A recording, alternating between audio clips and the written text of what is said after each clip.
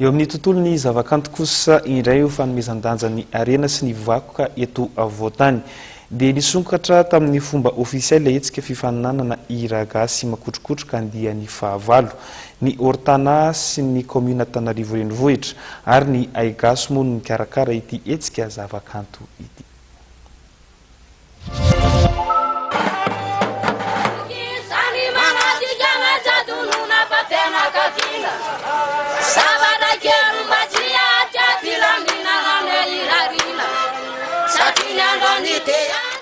Tamin'ny fomba manetsiketrika no nisokafan'ilay hetsika fifaninanana hira gasy makotrokotroka izay karakarain'ny Ortana sy ny CEA ary ny Aigasy. Nitarika Razafimandry Sahavato Hobe sy Rakoto Mandimy Mpiara-Mora Ranogara no nisantatra ny fifaninanana omaly tetsy amin'ny zaridainana Ambojatovo. Hetsika natao fanomezan-danja ny arena ara-kolontsaina sy ny vakoka eto afovoantany. Izy tokoa zany dia hetsika anankiray lehibe izay tazomina tokoa mba hoaritra mihitsy satria tafiditra tao anatin'ny fitaizana ny vahoaka tamin'izany mandala ny fahalahina, mandala ny fihavanana, malaza amin'izany tsika malagasy.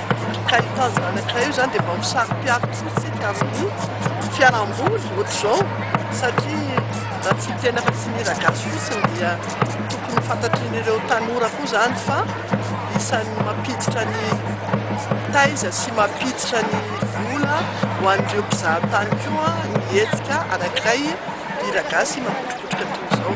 Tsy hira gasy rery fa omena lanja mandritra ny karazana hetsika toy izao ihany koa ireo karazana vakoka mampisongadina ny malagasy.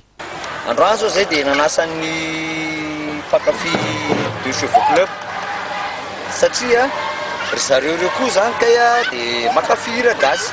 Ny resan'ny zareo koa nefany hira gasy efa tamin'ny taloha be, efa tamin'ny neti-paharazana mihitsy. Dia ireo fiara ireo koa tovitovy taona amin'izany zavatra zany. Dia zay zany nanasana ny zareo. Amin'ny heriny indray dia misy indray resaka